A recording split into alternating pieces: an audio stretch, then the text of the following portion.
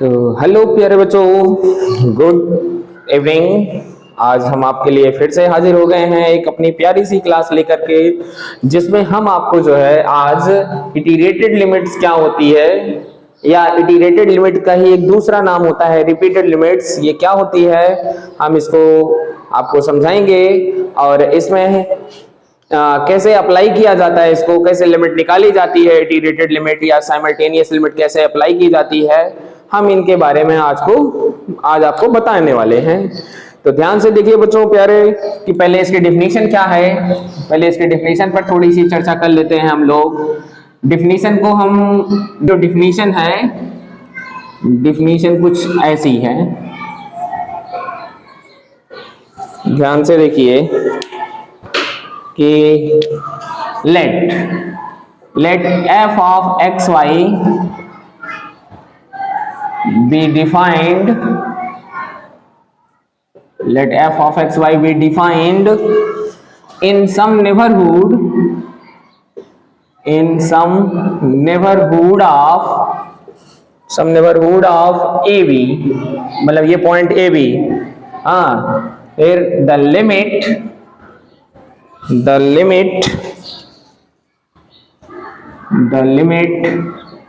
y tends to be f of xy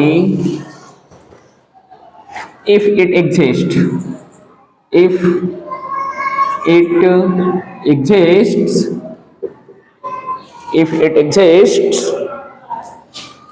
is a function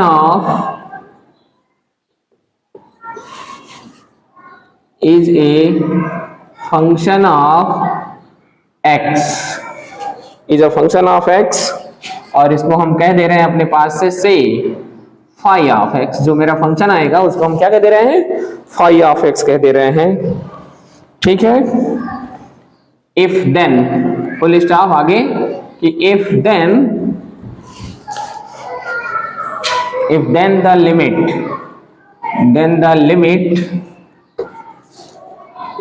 x tends to a, phi of x exists, अगर ये भी limit exist करेगी, and is equal to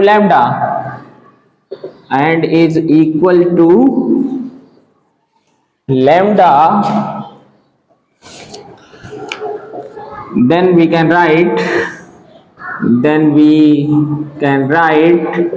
तो हम क्या लिखेंगे, या क्या हम लिख सकते हैं कि limit x tends to a, limit y tends to b, f of xy is equal to lambda। ये क्या वैल्यू आएगी, लैम्डा आएगी, which is called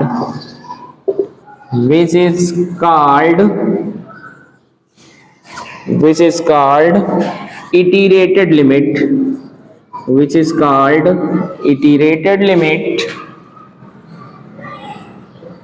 or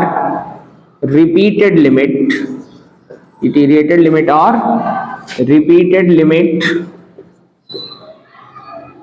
of function f of xy। यही बात मैं आपको ग्राफ के माध्यम से समझाऊं कि अगर मेरा ये फंक्शन डिफाइंड है कहाँ, आर स्क्वायर से आर में, तो यहाँ इस डोमेन के किसी एक पार्टिकुलर पॉइंट, जिसका कि पॉइंट का नाम क्या बोला जा रहा है, ए बी, कह रहे हैं कि यहीं पर मेरा एक कोई फंक्शन है। हाँ, यहाँ का पॉइंट एक्स वाई है, जिसकी इमेज यहाँ पर क्या आती है, एफ ऑफ एक्स वाई आती है। तो कह रहे हैं मेरा एक कोई फंक्शन है जो डिफाइंड है पॉइंट ए, इस पॉइंट ए बी के नेबरहुड में, मतलब इसके पड़ोस में कुछ डिफाइंड है, और इस फंक्शन की limit y tends to b पर एग्जिस्ट करे, और वो फंक्शन हो किसका, x का। ठीक है, वो फंक्शन हो x का, और उसको हम फंक्शन क्या कहते हैं, x का फंक्शन होने पर मैं उसे फाई ऑफ x कह दे रहा हूं।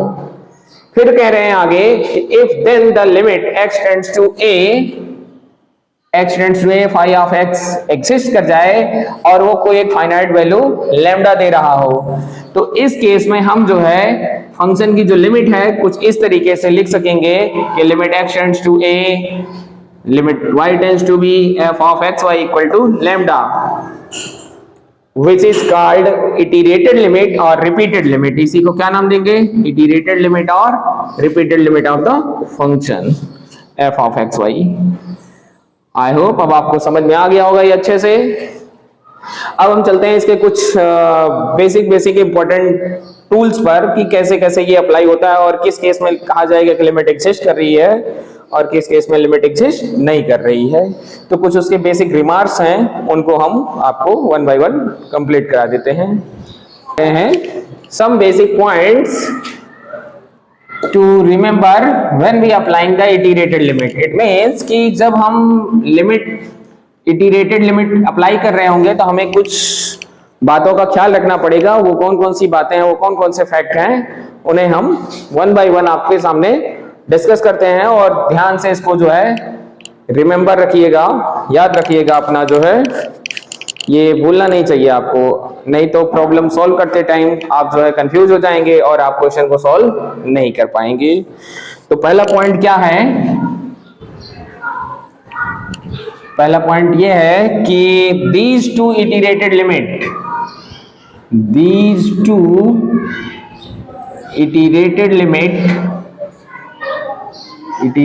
limit may or may not exist।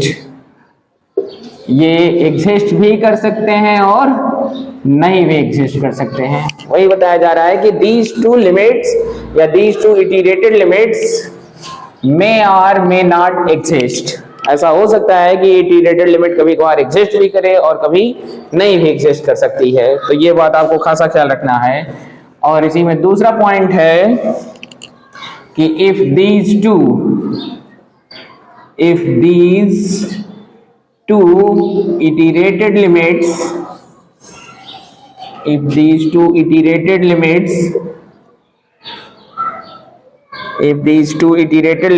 are equal,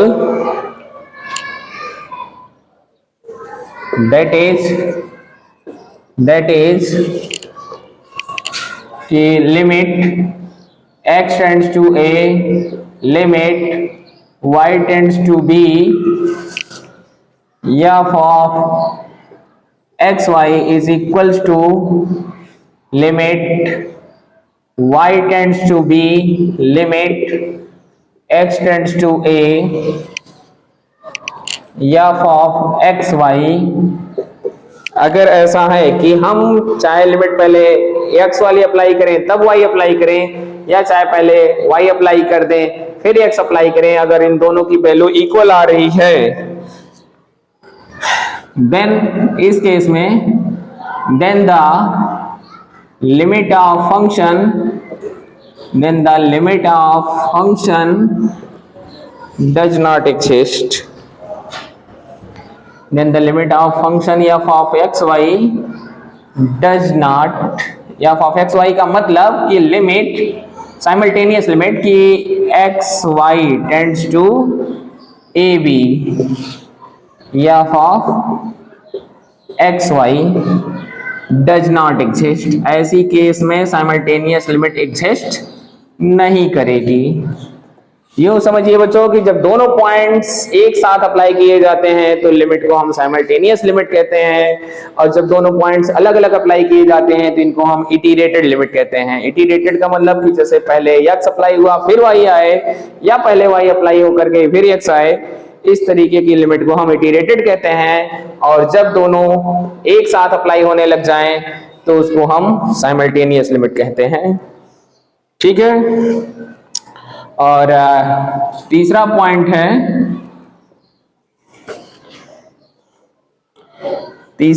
है कि इफ द फंक्शन, ठीक है, if the function f of xy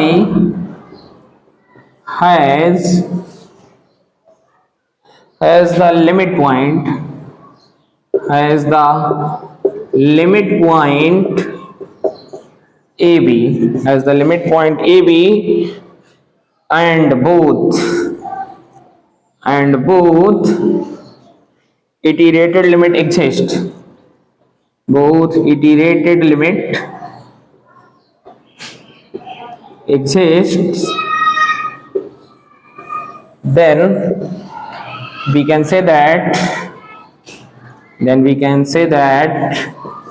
ऐसा हम कहेंगे कि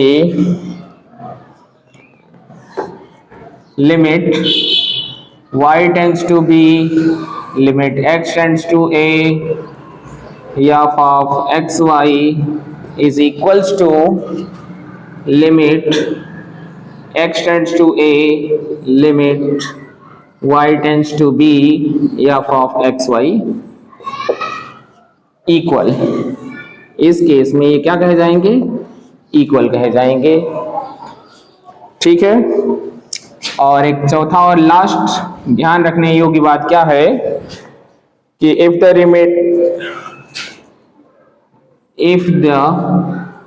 iterated limit exists,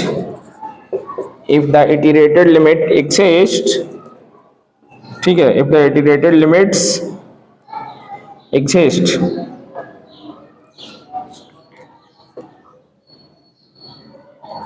ऐसा कह सकते हैं कि if the iterated limit are not equal,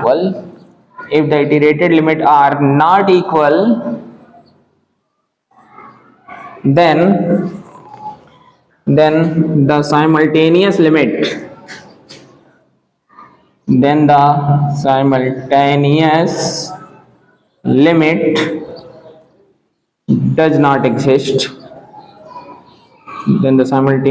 does not exist, तो यही कुछ मूल बातें हैं जिनको हमें इटरेटेड लिमिट्स को अप्लाई करते टाइम अपने माइंड में रखना है।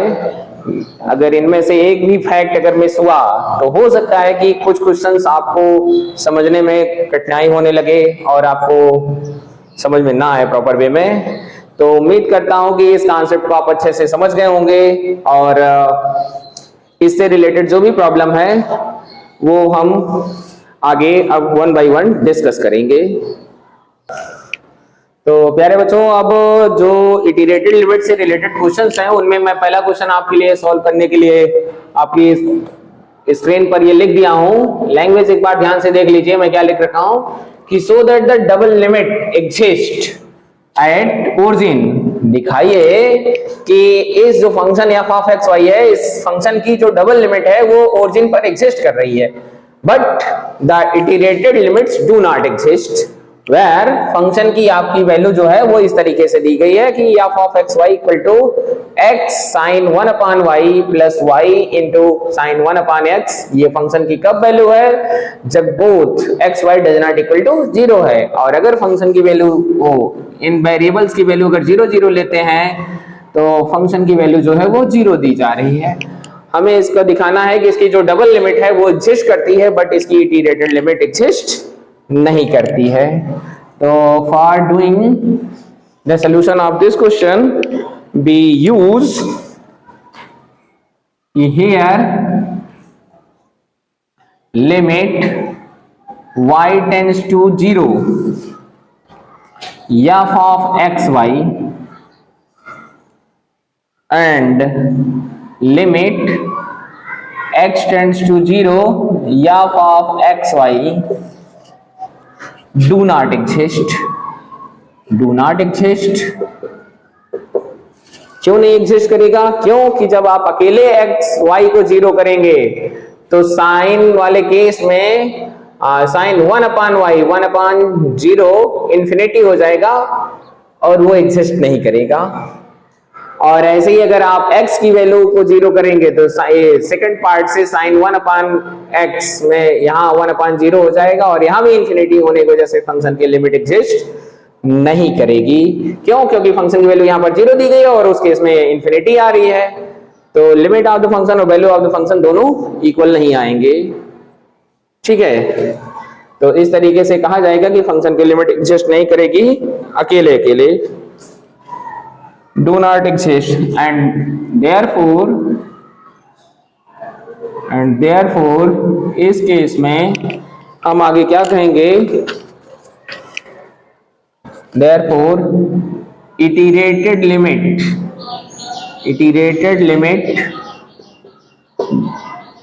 Do not exist, iterated limit do not exist. तो इस केस में हम कह सकेंगे कि फंक्शन की जो इटरेटेड लिमिट है वो एग्जिस्ट नहीं कर रही है।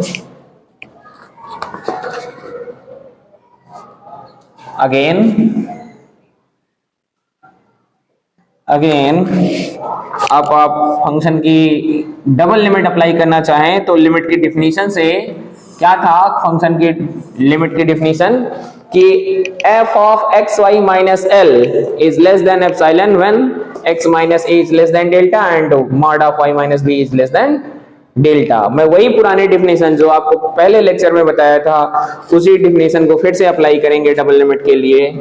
तो मेरा फंक्शन क्या है, f ऑफ एक्स वाई के बदले है x साइन 1 अपान y और प्लस के साथ y into sine 1 upon x minus 0 is less than or equal to mod of x into sine 1 upon y और प्लस के साथ mod y into sine 1 upon x, and this one is equal to less than or equal to mod of x plus mod of y बच के रह जाएगा। क्यों ऐसा हुआ, because mod of sine 1 upon x हो या 1 अपान y हो, इसकी वैल्यू लेस देन और इक्वल टू 1 होती है। हम जानते हैं कि साइन का जो वैल्यू होती है वो -1 और +1 के बीच लाई करता है। तो इस केस में मेरा जो फंक्शन है वो कुछ इस तरीके से आ जाएगा, ठीक है। Thus, for given epsilon greater than 0, ठीक है, टेक डेल्टा इक्वल टू क्या ले लें, एप्सिलॉन बाई 2 ले लें, देन वी गेट, तब हमें क्या मिलेगा कि mod of x sine 1 upon y और प्लस के साथ y sine 1 upon x minus 0 is less than epsilon when mod of x minus a is less than delta and mod of y minus b is also less than delta। Hence अब ये limit की definition आ गई। तो by definition we can say that कि limit x y tends to 0 0 x sine 1 upon y और plus के साथ y साइन 1 अपान x, इसकी जो लिमिट आएगी वो 0 आएगी। तो यहां पर कहेंगे which shows that जो यह दिखाता है कि डबल लिमिट एग्जिस्ट करती है, which shows that double limit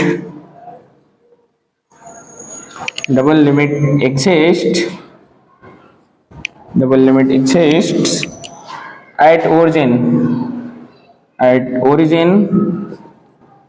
but repeated limit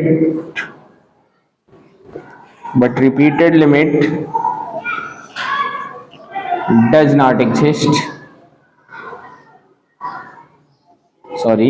do not exist। धन्यवाद। तो ये है मेरे इस क्वेश्चन का पूरा कंप्लीट सॉल्यूशन।